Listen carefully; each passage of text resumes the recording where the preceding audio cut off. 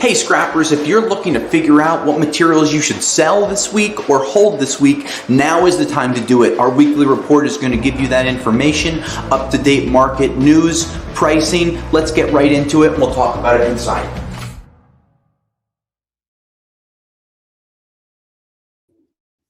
Good morning, scrappers. It's Tom here from the iScrap app, and today's Wednesday, September 4th, 2024. Hope everyone is doing well. Hope you had a nice long Labor Day weekend. We'll talk about a bunch of things going on. I spent over an hour this morning specifically calling, texting, and emailing with different scrap yards, traders, and brokers that I know just for the copper industry, just to figure some things out. So we're going to talk about some of the things that I learned later on, but markets are might be in for a little bit of a roller coaster ride in the coming 6 to 12 months. So certainly have a heads up on that. If you haven't already, please check out our YouTube page. There's a member only section that gives you videos that we post only to the members.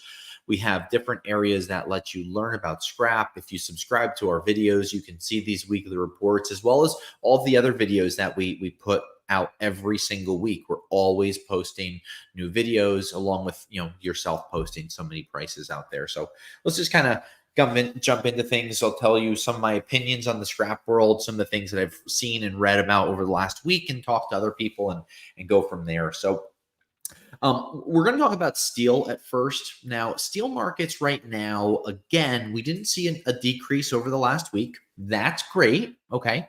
But I still don't see optimism. So I was listening to Bloomberg earlier today, and they were talking about oil prices and how the U.S. is exporting oil and how OPEC's hold on the oil and gas market has decreased. They were saying that 10 years ago, OPEC had about 35 to 40% of the market share. Today, it's less than 30%. And one of the reasons we're talking about this is because it does directly pertain to steel prices. When you have the United States producing so much energy, oil, gas, all these different things that come out of the ground, right? That means we don't have to rely on other people. So the energy, instead of being shipped from, let's say, Europe to US, which wouldn't happen, let's say from the Middle East, right? Instead of energy being shipped on barges from the Middle East to the United States and having that large cost of transportation, also the large cost of now unloading that fuel into tanks and then using pipelines to disperse it throughout the country, those things go away partially. You still need the fuel lines and things like that, but the unloading goes away. When you have these refineries that are producing here in the country, you don't have that huge barge rate for it to go across the ocean. So it's going to be a lot cheaper to be able to have it here. And that's what we're starting to see. And that's why steel manufacturers and producers in the United States are having, lower prices, buoy that and kind of parlay that with the steel demand being down, commercial real estate being down, larger buildings being down, and more of the infrastructure being geared towards roads and not steel. You're just not going to see a strong market moving forward. On top of that, what do we have a big problem with in this country? Residential housing. You don't hear problems about too many offices or not enough offices or not enough large buildings. Why? Well, because there's a lot of those out there, and those buildings need steel. They need the metals, and we're not seeing those metals going into them. And because of it, we're seeing some of those steel prices lagging, and we're starting to see buildups happening both at larger scrap yards and at different steel mills. The bigger the pile, the lower you're going to see the steel prices go. So some of your local yards, if you want to say to me, hey, Tom, how do I know it's time to hold my steel? Or how do I know I shouldn't, be selling my steel? Well, a lot of it depends on your scrap yard. If you start to see your scrap yards piling up material, rotors, unprepared number one, prepared number one, rail, whatever it may be, when that pile there starts to grow, that's because the prices are too cheap for them. That's a great indicator for you to know, hey, maybe I should hold on to some things.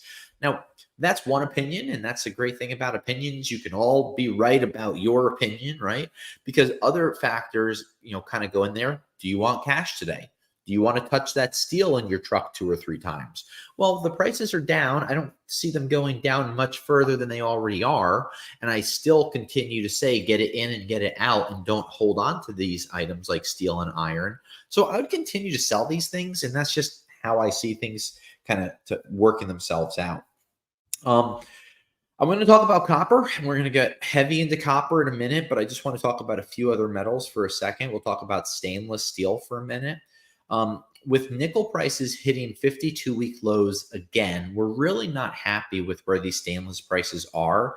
And it's been one of the items that I've recommended holding for a long period of time.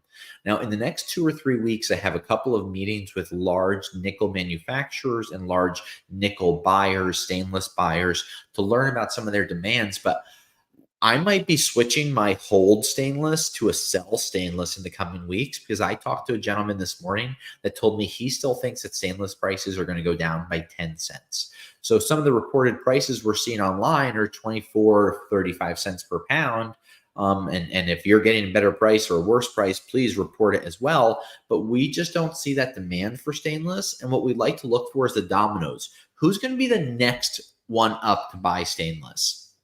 We thought it was going to be India. They've let us down. They're just instability of being able to really grow has not helped any of these markets. So when we look at these things, I just don't see a lot of optimism, and I'll continue to share that with you. But that's also going to have an impact on rare earth alloys, Inconels, your nickels, not items that you get every day at the scrapyard. But if you're looking to learn about these markets, all of these things intertwine to become what commodities trading are today. I was listening again to Bloomberg this morning, and when they were talking about commodities, they were talking about corn, they were talking about wheat, they were talking about gold, steel, copper. So they talked about all these things, and what they are starting to see is a slowdown of a lot of things. I believe that I heard that corn prices are at the lowest level since 2019. Why is that important? Well, that means that a lot of farmers overplanted corn for the last few years to help, while the prices were up, to capture that. Because think about it, they plant something in the spring that they can't harvest until the fall. That's a 6-month period of time where prices can move. So sometimes they get a little more aggressive. And when you have everyone getting more aggressive, it could hurt the markets. And that may be what's happening with the steel and some of the other metals markets right now. Too much stuff out there, not enough people taking it in, or if they are, it's being pushed out for months. What does that mean? You can't deliver stuff. So, you take advantage of a scrapyard, you sell it that day, you get paid. They may not be able to sell and move stuff for 30 to 45 days. That's a huge change when it comes to a lot of these scrap yards and their overall feelings to a lot of these metals. So, hopefully that gives you a better idea. So now we talked about copper, and I'll give you a couple of things that I've read, and then we'll go from there. Goldman Sachs has significantly revised its outlook on copper, cutting its 2025 price forecast by nearly $5,000 per ton due to weaker than expected demand in China. That's from mining.com. Now, that's not saying that it's going to go to 5,000 per ton. It's currently around 10,000 per ton. But I do expect to see a large decrease in these copper prices. And I previously had said to hold Bear Bright and hold stainless. I may be revising these things to be able to sell all metals that are non-gold bearing in the next month or two. We have an election coming up. That's going to cause a lot of instability in the markets for September and October. You need to know that. I know that. That's why I'm continuing to spin things so quickly. But when the election is over, regardless of what happens, where the market's going to go. Right now, just to give you an idea, if you wanted to deliver 45,000 pounds of copper to a specific copper mill in the United States, it could take up to 45 days to get an appointment. Just think about that. You want to sell today, you may get an appointment, but it might be 45 days from now, which means that money that you've spent on that copper is sitting there. So when scrap yards start to have bigger piles, there could be a few things going on. One, they're saving because they think prices are too low. I don't think prices are too low, so I'm not saving. Just my opinion. Two, they may see the markets having a bit of an upswing and they just want to be able to hold on for that upswing ride. I don't see that happening to copper next year. I read an article with electric vehicle sales slumping in 2024, and the revision for not only the United States, but for the world is down by about 7% next year. That means whatever their number of cars that were electric vehicles were going to be spit out there are 7% less. That hurts copper prices. Demands for industrial growth, not really there. That hurts copper prices. Lack of building in other countries like India, which we've really been relying on a country like India to come in, take that baton from China, and to be able to kind of run with the markets for a while. And we're just not seeing that. And because of it, we're going to see these markets continuing to be hit for, unfortunately, a long period of time. So next week, in the next week or two, I may be revising some of my hold items, and I might be telling you and recommending to sell everything unless you're, a gambler and you want to hold on to this stuff. But I don't do that. So I just don't see these markets having any type of a big upswing. We have some questions that we're going to answer. We had some people comment on some of our videos the last week or so, and we're going to talk about that. But one thing has been very interesting, and that has been some of the gold prices. Gold prices are hovering around $2,500 per ounce today, down slightly week over week. But they've been one of the few metals that have outperformed all other metals and all other markets. And some people are predicting that gold could go up to $3,000 an ounce. Why do I say that? That's because people are not certain about the US dollar. They're not certain about the economy. People are investing in gold, not only in the United States, but worldwide. That's why some of the prices are being pushed up, because it's always been considered a safe haven, kind of a safe spot to park your money while you don't know what's going on. You have this bar coins, whatever it is. So we're going to be watching that. Gold has been shining a little bit this year, and it has really outperformed a lot of the markets over the last 3 years if you look at it. Now, we have some questions from some of the YouTube videos that we did. So we'll go over these.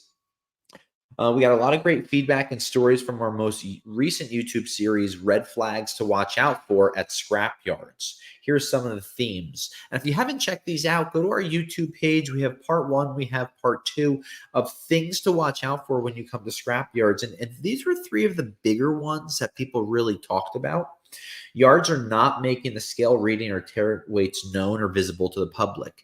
This is, I don't want to say illegal because I don't know every state's laws, right? But it's kind of a weights and measures things. If you can't see the weight on something, that's an issue. So if you're going to a scrapyard and you can't see their scale indicator, you're probably not at the right scrapyard. So you really should be watching out for something like this. Second, a lot of scrap yards aren't going to quote you on the phone or post their prices online. And that was part of the reason that I created iScrap so many years ago, to be able to create transparency in the market. So scrap yards that don't want to be able to post their prices, Timothy Sokol, they don't want to post their prices, use the iScrap app as a tool to see what other people are getting.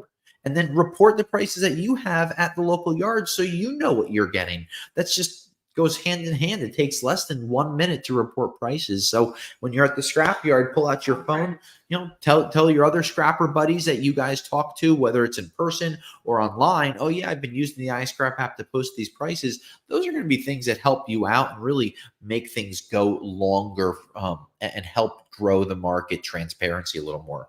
The third topic, do you have any opinions or any ideas on any type of problems you've seen at scrap yards? I'd love to hear other ideas or bad things that have happened, because without them, how are we going to know? And once we know what you're talking about, we can either answer that question from a scrap yard's perspective or learn a little more about how that came into fruition and give you some advice on what we think could be one of the better ways to kind of fix that moving forward. Next, we had another question that came up from a Facebook group last week. What do I do when my yard may use a different naming convention for various ferrous metals? How do I parse through shred versus light iron, heavy iron versus HMS, or PNS in those sorts of materials? Now, this is not an easy thing to come up with a clear answer, right? I would tell you this. The best way to know the grades of scrap is to go to the scrap yard without any scrap. Right? Go there and say, hey, these are the types of materials that I sell. how do you guys buy these materials and what do you classify them as? Because scrap world can be confusing, and we've talked about that. Bare bright wire versus number one clean stripped wire. They're the same things. It's potato, right? But if you don't know what the scrapyard is calling things and you come from a different area, I do work all over the country. So when I go to different areas and they say, oh, yeah, we're going to be taking it as white goods, it took me a few years to learn that white goods was essentially the same as appliances, which was similar to shred and similar to light iron. I've been doing this for a long time and I hadn't heard that phrase. So if you don't ask about these things, you're not going to know where the markets are. And that's just going to help you really learn about those market demands and, not market demands, learn about those material grades, which is going to give you a much easier time at the scrapyard with a hell of a lot less questions. Another question we had about catalytic converters, and briefly I'll say catalytic converter prices, even week over week, I just don't see markets changing. One thing that I could see the markets changing for cat prices, and I was thinking about this and talking to someone, if the Republican candidate wins in November and starts to pull some of the electric vehicle mandates back that the current administration has set into place, right?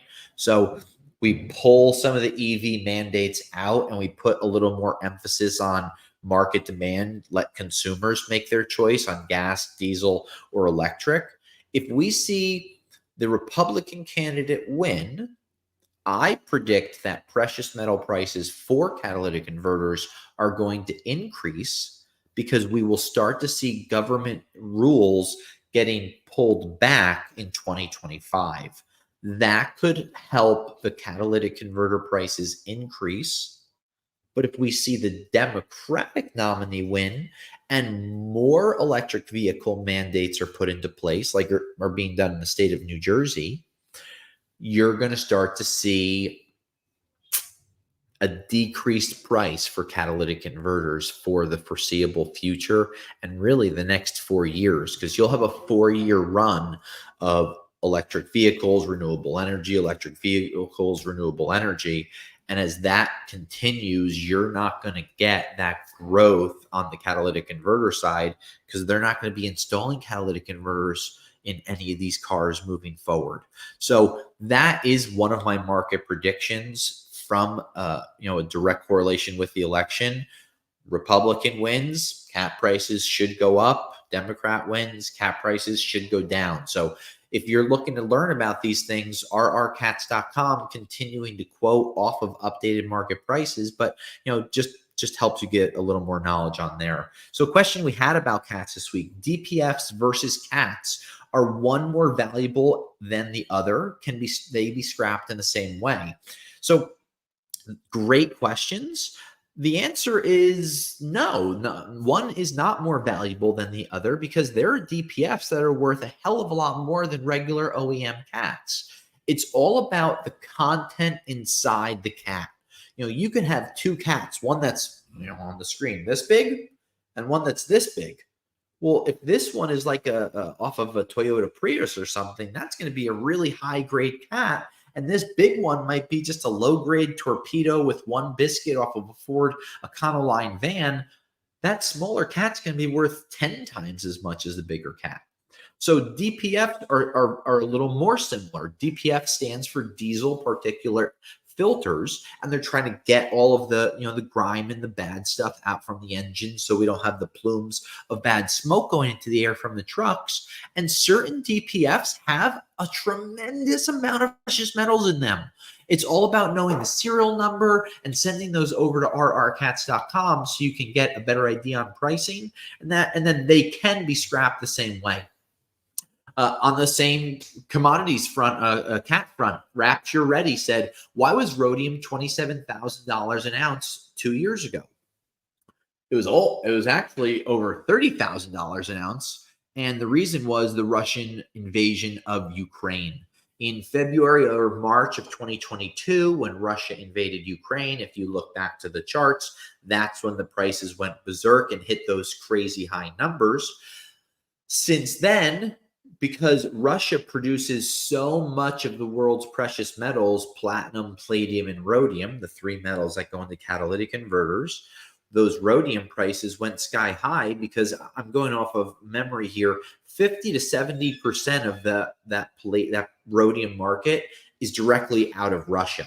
So when you look at the Russian markets, you're not going to get a huge, influx of material. But now here we are 2 years later, everyone realized, oh, okay, well, the Russian input or the Russian output for rhodium is not affecting the market. There's enough materials out there. And because EVs are kind of curtailing the emissions from the cats because they're not being used, we've seen the prices decrease. So that is just one of the reasons that we've started to see these prices decreasing on the catalytic inverter side.